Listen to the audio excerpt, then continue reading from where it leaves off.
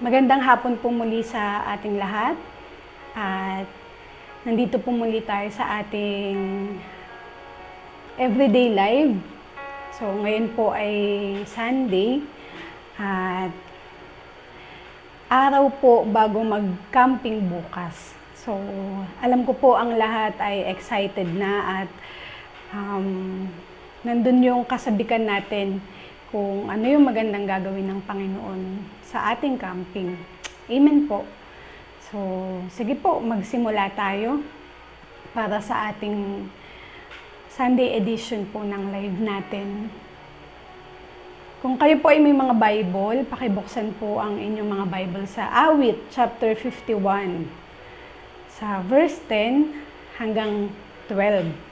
Basahin po natin. Dito po sa aking version, English po muna. And sabi niya, Create in me a clean heart, O God, and renew a right spirit within me. Cast me not away from your presence, and take not your Holy Spirit from me. Restore to me the joy of your salvation, and uphold me with a willing spirit. So, ang ganda po nung verse, sabi niya, Create in me a clean heart, O God. So, sabi niya po, bigyan tayo ng isang bagong puso. Likhain ang isang maamong puso sa bawat isa. Sa Tagalog po, basahin ko din po. Ang sabi niya po dito, isang pusong tapat sa aking likhain. Bigyan mo, O Diyos, ng bagong damdamin. Sa iyong harapay, huwag akong alisin. Iyong banal na spirito'y paghariin. Ang galak na dulot ng iyong pagliligtas, ibalik at ako po'y gawin mong tapat. So, alalahanin natin ang saya ng pagliligtas ng Diyos sa bawat isa sa atin. Alam niyo po, ito po yung celebration. It's time to celebrate. Kapag po believers camp, kapag umaabot na tayo sa October, actually, nasasabik ang mga tao, ang buong mundo kapag narinig ang ber. Bakit? Malapit nang magpasko. Pero kapag taga-Rema, narinig ang ber, ang naiisip natin ay yung ating Believers Camp. Amen po. At ang Believers Camp sa Rema ay isang feast. Ano ba yung feast? Fiesta. Ito po ay isang fiesta para sa atin. Bakit po? Isang pagdiriwang at pagsasaya sa pagharap natin sa ating Diyos. Amen po. Ang bawat isa sa atin ay merong puso na kasabikan, na magdiwang at nandun yung kasiyahan na every time darating ang Believers Camp, kasiyahan ng puso natin sa pagpapasalamat sa Panginoon. So, sa dinami po ng ating paghahanda, alam ko po na ang bawat isa sa atin ay nandun yung preparasyon. Iba't ibang klase, di ba? May mga fundraisings, ano pa ba? Pag-iipon. Kami po dito sa Rizal, ang isang pinush po namin is yung after nga nung mag-August camp, talagang pinush po na paghandaan itong Believers Camp. Alam po ang bawat isa rin sa atin. So nagkaroon po kami ng hulugan. Sabihin yung talagang maghuhulog ka, ililista, magkano na naipon mo. So, bawat isa sa atin alam ko na parang may mga struggle, iba't ibang bagay. Karamihan sa atin, lalo na pag mga estudyante, financially, kung paano natin mapoprovide or mabubuo yung ating campi, plus yung pamasahe po natin. Pero, sa kabila po ng lahat ng yon, nandun yung kasiyahan natin habang ginagawa itong mga bagay na to na paghahanda at pagtitinda, pag-iipon, ano pa po ba, para sa darating nating camping. So, time to celebration po. Sa araw po ng bukas, hayaan natin na yung mga pagod natin, yung mga sakripisyo natin, ay mapalitan ng relaxation. Na mapalitan siya ng kasabikan at kasiyahan. Once na narinig na natin yung pagpupuri, nagsimula na ang tugtugan, magbabalik ng pasasalamat sa Panginoon. So ang mga puso po natin na napagod, mga paa natin, ay mapapalitan po ng kasiyahan sa araw ng camping na ito. Amen po. So ulitin ko po dito po sa ating binasa kanina, sabi niya, isang pusong tapat sa aking likhain, bigyan mo o Diyos ng bagong damdamin. Sa iyong harapay, huwag akong alisin, iyong banal na spirito'y paghariin. Hayaan natin na ang Espiritu ng Diyos ang maghari sa gawaing ito. Ang galak na dulot ng iyong pagliligtas, ibalik at ako po'y gawin mong tapat. So, every time po na nandun tayo sa presensya ng Panginoon, ang pagpapasalamat ng puso natin dahil sa kanyang pagliligtas. Kaya mag-overflow ang pasasalamat, pagpupuri nating maibalik sa Panginoon. Dahil tayo po ay kanyang iniligtas. Amen po. So,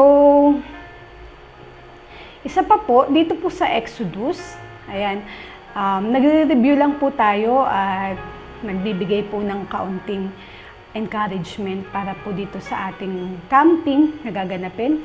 Sa Exodus po, may nakalagay po dito yung sa 34, chapter 34, sa verse 21 hanggang 24 po yan. Alam niyo po, sabi po doon, kapag yung mga kalalakihan o tong mga Israelita ay time na nahaharap sila sa Diyos. Alam niyo po, ang Panginoon ay gumagawa ng paraan na alisin yung mga humahadlang sa mga taong ito. At same as thing na ginagawa niya sa atin, gumagawa ang Diyos ng paraan na alisin yung mga humahadlang sa atin para tayo ay malayang makaharap sa Kanya. Kaya po kapag nandiyan na tayo sa camping, nandun na tayo sa presensya ng Panginoon, mag-focus po tayo. At iset aside muna natin ang mga alalahanin. Kasi ang sabi nga dito sa verse 34, basahin ko po, no? Kapag napalayas ko na ang mga taong darat na ninyo at lubusan na ninyong nasakop ang kanilang lupain, wala nang sasalakay sa inyo sa mga araw na kayo'y haharap sa akin. Gusto ng Panginoon na pag nandun na tayo sa kanyang harapan, ang alalahanin lang natin ay makapagbalik ng papuri para sa Kanya. Kasi ang gusto ng Diyos, makapag-focus po tayo. Sabi niya po rito, wala nang sasalakay sa inyo sa mga araw na kayo'y haharap sa akin. Alam ko po, marami sa atin at bawat isa nakaranas ng mga struggle, ng paghahadlang sa iba't ibang paraan na gustong gawin ng kaaway na tayo po ay pigilan. Pero ang pagsusumikap ng isang taong nauuhaw sa Diyos para maranasan ang presensya niya ay hindi po magtatagumpay ang kaaway. Amen po. Mag-focus po tayo doon at magpakasaya, mag-celebrate, magbalik ng pasasalamat sa Panginoon. Amen po. Dito po sa Deuteronomy 16:16. Alam ko po, familiar tayo dito. Every camp, naririnig natin itong mga paalala na to. At lately, may isang pastor tayo, naalala ko, nag-share po nito. Sa 16 ng Deuteronomy, verse 16, sabi na po dito, sa loob ng isang taon, ang inyong kalalakihan ay 3 beses haharap kay Yahweh. Tuwing pista ng tinapay na walang pangpaalsa, pista ng mga sanlinggo, at pista ng mga tolda. Magdadala sila ng handog tuwing haharap. Ayan po, kaya po tayo ay kailangan na humarap sa Diyos.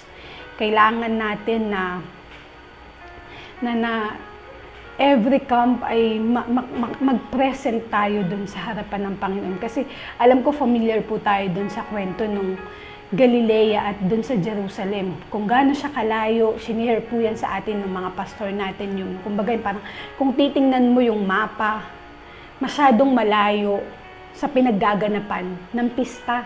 Kaya yung mga tao doon ay, alam niyo po, pakisabi niyo nga sa katabi niyo, tinatamad na. Na parang malayo naman ang pupuntahan. Dito na lang tayo. Alam niyo po ano napagtanto nila na kung saan yung lugar na malayo, na madalas hindi nakakadalo, hindi nakaka-expose, hindi nakakapag-present doon sa gawain na nilaan ng Panginoon. Doon maraming umaatake. Amen po. Kaya sabi niya po dito, every time, sabi niya sa loob ng 1 taon, sa Deuteronomy po ito, no? Sabi po dito, 3 beses po silang humaharap sa Diyos. Amen? Dahil alam niyo po, every time na nandun tayo sa pagharap natin sa Panginoon, kumukuha tayo ng source ng lakas. Nandun yung anointing, alam ko, sa bawat isa, ito yung lahat ng inaasahan natin. At ito yung gusto nating tikman, lasapin, itong anointing na to na magbibigay sa atin ng kalakasan. Amin po. At sabi niya po rito, sa tuwing, sabi niya, sila ay dadalo, magdadala sila ng handog. Tuwing haharap sa Diyos. Tayo po, kapag magkakamping, ano ba ang mga daladala natin? Sana wag yung alalahanin, kundi meron tayong mga handog sa Panginoon. Handog na kung saan yung katanungan natin, handog yung pagpupuri natin, yung pagpapasalamat natin sa Panginoon. Dala-dala natin yan. Bit-bit natin yung kasiyahan na yan na Lord, ito yung time na magse-celebrate tayo. Malaya kang makaka-celebrate sa Panginoon. At ine-expect po ng Diyos na ang bawat puso natin ay may kauhawan at kasabikan na maranasan po siya. At sa camping na ito, sabi niya po dito, muli tayong maa-anointan para tayo po ay makatagal sa hamon ng buhay. Alam ko po na ang mga kwento ay laganap sa bawat isa. Narinig natin ang mga testimony. Kasi tayo po, kagaya ng isang sanga, kung tayo po ay aalisin sa puno, wala po tayong magagawa. Ganyan po ang buhay nating mga tao. At without the anointing, wala po tayong kakayanang lumaban. Kaya po yung anointing, nakadepende tayo doon. Nandun yung pagsusumikap natin. Na Lord, langisan mo kami. Kasi ito po yung power natin para makatagal tayo sa hamon ng buhay. Ito yung protection natin na ibinibigay ng Diyos sa atin. Na kapag tayo ay na-anointan, alam niyo po yung mga bigatin sa buhay natin, itong anointing na to ang kayang magwasak. The anointing will break the yoke. So, hayaan po natin na basagin ng Diyos kung ano man ang mga bigatin natin sa pamamagitan ng anointing na ito. Amen po. So, it's time to celebrate, sabi nga po. At tayo po ay mag-enjoy, magpasalamat sa nalalapit natin. Actually, bukas na ang arrival ng camping natin. So, marami po sa atin. Yung iba, malalayo po yung kasamahan natin, mga kapatiran natin. May mga babiyahin na mamaya para mahaba po yung travel. Pero alam ko po, sa haba man ng biyahe na yon, ang kasabikan ng puso nila ay punong-puno na makarating doon sa lugar na kung saan ang Diyos ay nag-aantay. Amen.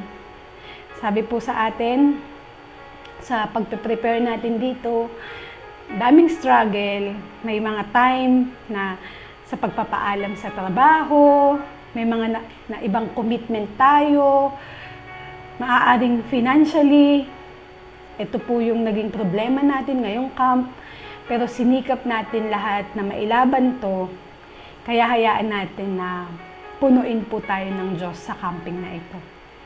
Amen po. So, dalhin po natin yung mga pinakamagagandang damit po natin. Di ba? Sabi nga po. So, pag pinag-uusapan na, pinyel ang campsite, minsan magdadala ka ng coat, ng mga panlamig kasi malamig. Aircon, di ba po? At maliban pa doon, mainit po. Mainit ang pagpaparanas ng Diyos ng kanyang presensya. So, hayaan po natin sa camping na ito ay malasahan natin at ma-enjoy ang sarap ng kanyang presensya. At lagi natin iisipin, kagaya ng sinabi po sa Genesis, sabi po doon, sa bundok ng Diyos ay laging may nakalaan. So,